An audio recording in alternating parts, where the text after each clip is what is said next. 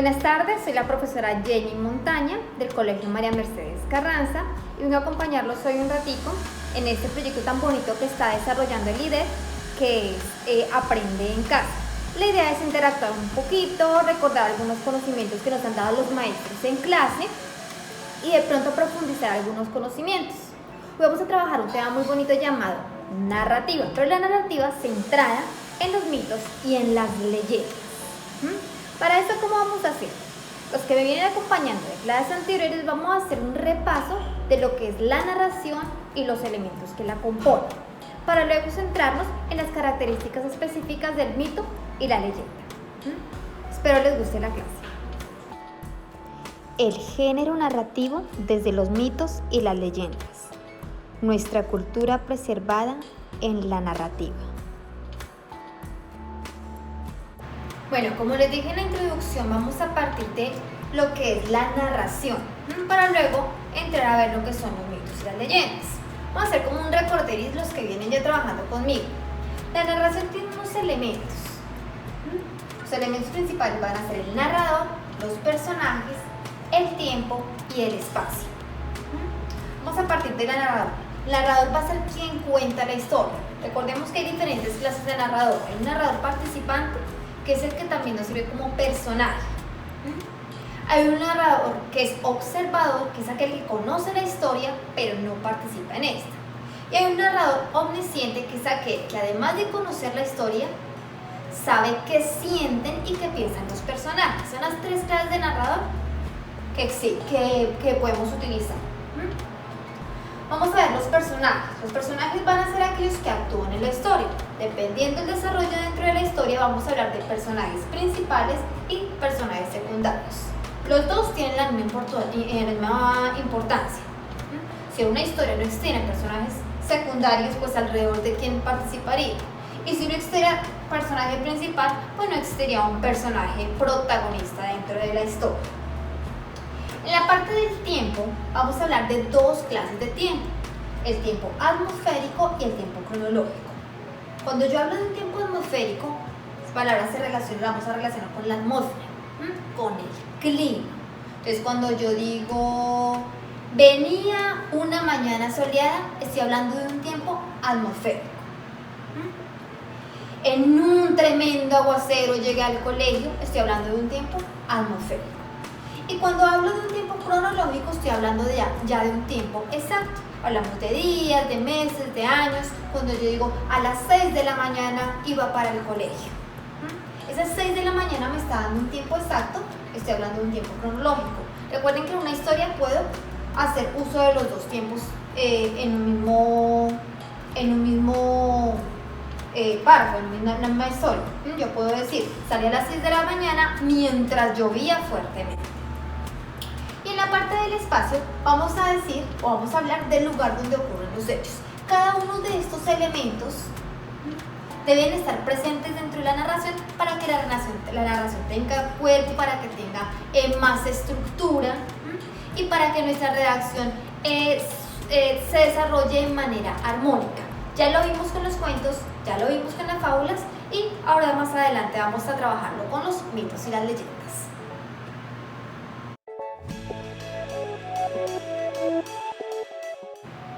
Bien, teniendo claro cuáles son los elementos de la narración, ahora sí nos vamos a centrar en lo que son los mitos.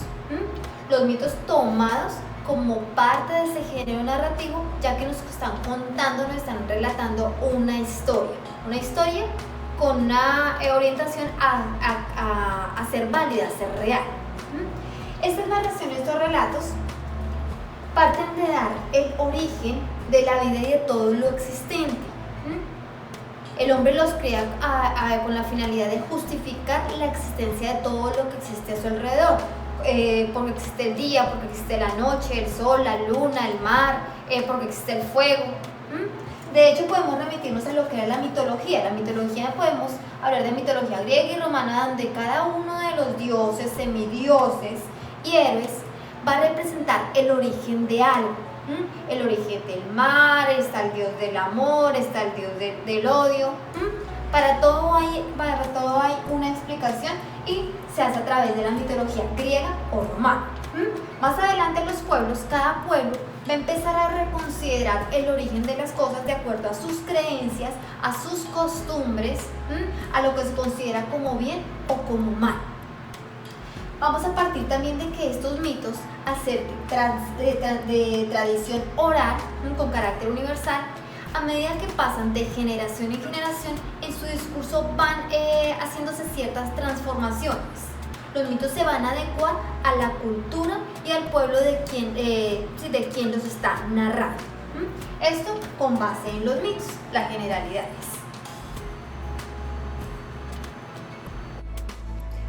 Bueno, teniendo claro que los mitos me van a hablar de la creación de todo lo que existe en el mundo, vamos a ver a continuación un mito colombiano.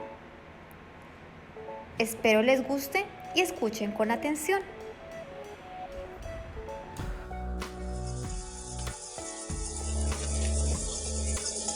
En el principio, el dios Chiminigagua creó a los cuervos para iluminar todo lo que existía, la entidad llamada Baqué.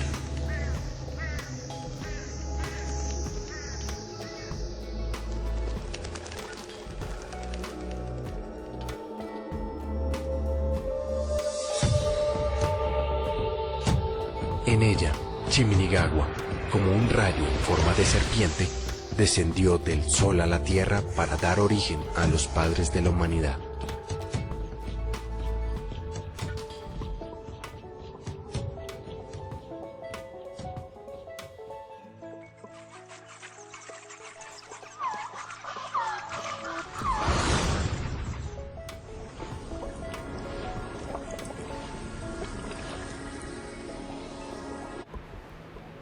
Muy bien, niños, espero que hayan disfrutado este mito tan bonito de Bachué. De manera resumida nos decía que Chiminigagua le da origen a Bachué y a su compañero. Estos dos personajes son los encargados de poblar la tierra y así construir o formar la comunidad indígena. Cuando Bachué y su compañera se dan por bien servidos porque enseñaron su religión, sus creencias, su cultura, dicen que enseñaron a manejar la tierra, a sembrar.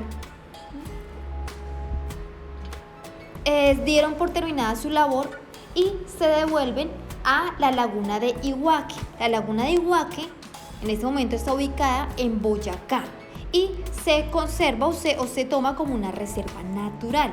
Los muiscas asumen que su diosa, su progenitora, la progenitora de la comunidad muisca es Bachué. Si se dan cuenta, eso tiene mucho que ver con lo que explicábamos sobre las creencias de los pueblos indígenas, su religión, sus costumbres y su cultura. Asimismo, como conocimos la historia de Bachué y la creación de la comunidad indígena, existen muchísimos mitos, cada uno cargado de la creatividad que le da su creador, su narrador. Por ejemplo, les voy a contar rápidamente el cuento de por qué el mar es salado. Resulta que hacia la costa colombiana existían dos niñas, pero las dos niñas eran huérfanas porque desde muy pequeñas fueron abandonadas. Entonces las niñas decían que una tenía 2 años, la otra tenía 4 años. Cuando quedan huérfanas, la de 4 años asume cuidar a la otra, pero eran muy chiquitas, entonces todo el tiempo se la pasaban llorando a la orilla del mar, hasta quedar dormidas. Un día pasaba un pescador y las vio llorando y se las quiso llevar, pero al pasar el tiempo el pescador se dio cuenta que ellas siempre volvían al mar y empezaban a llorar. Entonces al darse cuenta él se cansó, se aburrió y las dejó botadas nuevamente en el mar. Frente a eso las niñas entraron otra vez como hizo eso que lloraran más fuerte y les cayó una maldición. La maldición decía que ellas de ahí en adelante iban a llorar todas las noches, pero que pensando que estaban vivas, estando muertas, nunca iba a descansar su alma. Desde entonces se dice que estas dos niñas se le aparecen a los pescadores que aparecen en la noche junto al mar, y que lloraron tanto y tanto que sus lágrimas convirtieron el agua que era pura y sin sal, la convirtieron en un agua salada. Esa es una de las pequeñas historias, está cargada de mucha creatividad. Hay otra historia que nos dice que el mar es salado a causa de un molinillo mágico. Y se da porque un hombre tenía el molinillo mágico y se da cuenta, llega otro hombre y se lo roba. Y dice que coge a andar a huir en su lancha. Estando en su lancha, le pide al molinillo, como el molinillo concedía deseos, le pide el deseo de tener sal. Y dicen que en ese momento el molinillo comienza a dar sal en cantidad, a tal punto que la barca se hunde y el molinillo cae en la profundidad del mar, produciendo sal continuamente. Muchos pescadores asumen que esta es la verdad de por qué el mar es salado. Tiene que ver mucho con las creencias y costumbres. Bien, después de haber trabajado lo que son los mitos, vamos a entrar a ver qué son las leyendas. Las leyendas también van a pertenecer al género narrativo en cuanto nos están contando una historia. Una historia que nace posiblemente de un hecho que fue real, pero va sufriendo transformaciones cargadas de fantasía, de misterio, de suspenso, hasta volverse parte de la cultura de las diferentes poblaciones. Por eso vamos a decir que es un relato popular, de tradición oral, pero fíjense que acá dice que con una orientación regional. ¿Por qué? Porque vamos a encontrar, por ejemplo, a nivel de Colombia, que existen las mismas leyendas, pero que se van adecuando dependiendo de la región donde son contadas. Estas leyendas van a tener una relación con la geografía y los hechos históricos.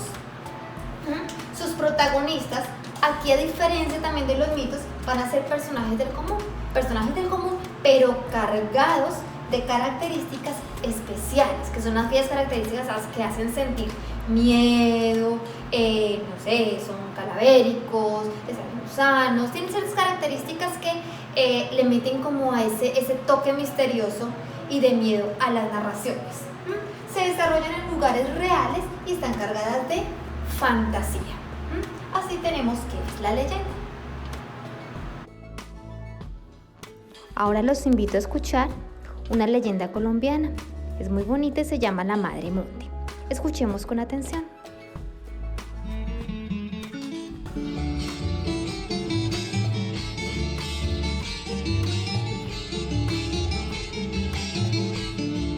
Los campesinos y leñadores que la han visto la describen como una mujer corpulenta y elegante, vestida de hojas y musgo, mitad mujer y mitad monte, de piel y ojos de lagarto, cubre su cabeza con un sombrero grande de paja y hojas que opacan su rostro.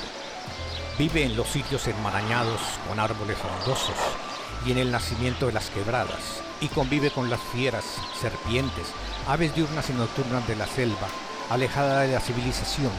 Orienta en el periodo de celo a los animales y aúlla de dolor cuando cae alguna de las criaturas de su dominio. Dicen que cuando se bañan las quebradas o en las cabeceras de los ríos, estos se enturbian y ennegrecen. Se crean las tormentas acompañadas de rayos y centellas, y vienen las crecientes que botan la suciedad de las selvas y los campos. Las aguas se desbordan causando inundaciones y borrascas fuertes que ocasionan daños espantosos. Persigue incansablemente a los depredadores de la naturaleza, como a los cazadores que aniquilan los animales del bosque, y a los leñadores que talan la selva sin piedad para sembrar cultivos ilícitos.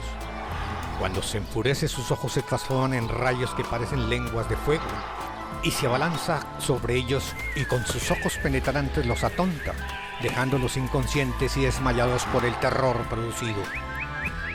Persigue también a los que usan dinamita para pescar, a sabiendas del daño producido a los seres vivientes del río, a los ladrones de ganado y a todos aquellos que tratan de dañar la naturaleza en sus dominios.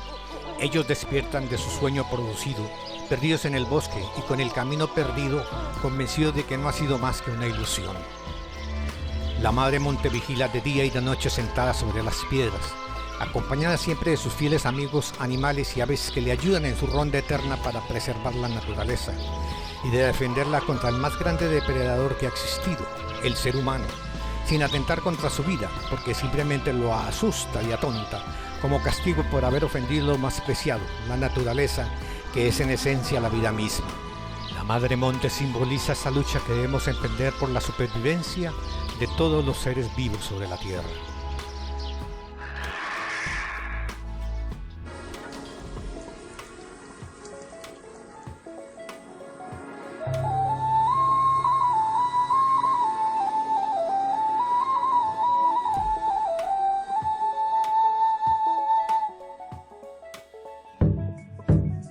Pachue y su joven acompañante, hijos de la sagrada laguna de Iguaque y el Sol, por ser los primeros habitantes de la tierra, debieron aprender a vivir de esta. ¿Qué haces, Pachue? Busco refugio. Con el tiempo aprendieron a trabajar las piedras.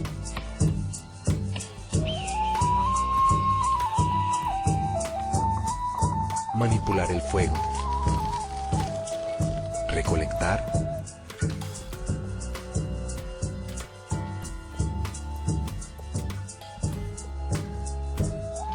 Y cazar sus alimentos.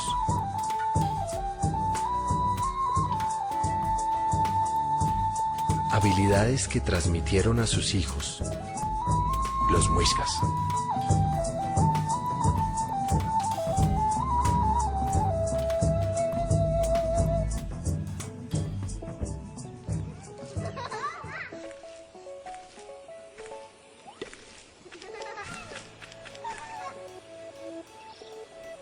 Una vez enseñaron sus conocimientos, ellos partieron para continuar poblando y educando a sus hijos muiscas.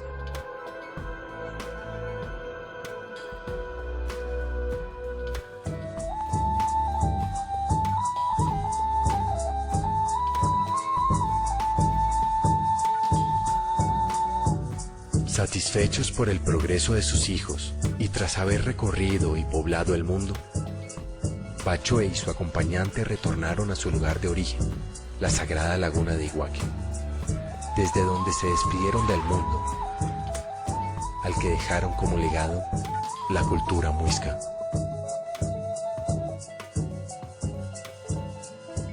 Bueno, ya después de haber trabajado mitos y leyendas, a manera de conclusión, he tratado de dividir este cuadro, es un cuadro comparativo, en donde vamos a mostrar lo que son los mitos y las leyendas. ¿Cuáles son las diferencias? La primera es que los mitos van a explicar el origen del universo, tener en cuenta las culturas, las creencias de una cultura, mientras que las leyendas van a explicar momentos, personajes importantes y se basan en un hecho dentro de un pueblo, ¿sí? Dentro de una región. Aquí vamos a utilizar personajes históricos y aquí vamos a tener personajes del común. Aquí cuando hablo de personajes históricos también hablo de dioses, semidioses. Aquí el mito va a guardarme relación con lo religioso y aquí va a guardarme relación con la parte geográfica y con un hecho basado en la realidad. El mito es universal, la leyenda es regional y a nivel de su caracterización, dependiendo de los temas, los mitos van a dividirse en cosmogónicos, teogónicos, antropogónicos. Cosmogónicos, cuando me hablan de la creación del universo, del sol, de la luna, de las estrellas, lo que es el cosmos. Cuando hablo de teogónico, vamos a centrarnos en la creación de los dioses. Y cuando hablo de antropogónico, aquellos que me hablan de la creación del hombre, como el mito que vimos hoy. Y en la parte de las leyendas van a dividirse en históricos, que se basan en un hecho que ocurrió, los urbanos y los locales. Esto depende ya el desarrollo, donde se desarrolla el suceso central para dar paso a la leyenda. Bueno, y en cuanto a las semejanzas, las dos, tanto mito como leyenda, son narraciones de tradición oral, pasan de generación en generación, incluyen elementos maravillosos y sobrenaturales, están relacionados con las tradiciones de una comunidad y se representan como historias reales. Recordemos, para las personas que creen en estos mitos, ellos se asumen que tanto el mito como la leyenda, dice que pueblo que se respeta tiene mitos o leyendas, y para los ciudadanos de estas poblaciones son sagrados, hacen parte de su cultura. Bueno, y como es costumbre en todas las clases, al final damos unos tips para poder escribir mejor. Entonces, para crear mitos, la idea es tener una estructura de lo que es un mito. Entonces, primero vamos a escoger algo que está a nuestro alrededor y que queramos explicar su origen. Aquí no se trata de mirar si es verdad o mentira, simplemente de utilizar nuestra creatividad. Entonces yo voy a explicar el origen de las flores, de las mariposas, de la luna, del sol. Luego vamos a pensar una idea fantástica para explicar el origen de eso que yo escogí. Es importante tener en cuenta el lugar, el personaje y el hecho que va a dar origen a eso, a la explicación que quiero dar. Vamos a comenzar a escribir nuestra idea, plantear la narración. Entre más creativa y fantástica, mucho mejor. La descripción es vital para que quien nos lea vaya imaginando lo que nosotros escribimos. Cuando ya esté terminando, en la última parte, ojalá terminar con una oración que dé credibilidad a la historia. La idea, recuerden, que es convencer que lo que yo estoy diciendo es real.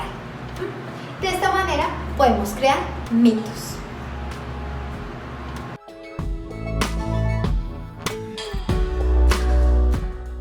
¿A quién quieres dirigir tu leyenda? Entonces yo quiero darle una leyenda en donde se han castigado los borrachitos, los infieles,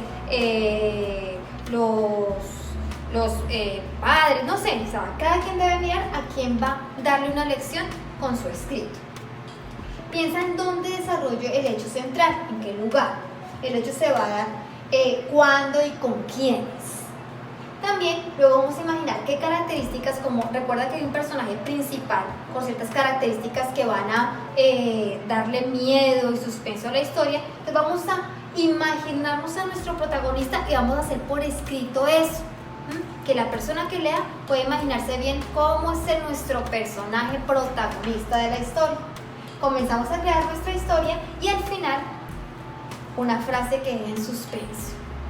De esta manera podemos crear bonitas historias. Recuerda, un escritor se hace y se hace a través de la creatividad, del hecho de todos los días escribir algo. Guardemos lo que escribamos porque todo lo que escribimos y todo lo que producimos tiene un valor. Leámonos nosotros primero para que luego los demás puedan entender lo que nosotros escribimos.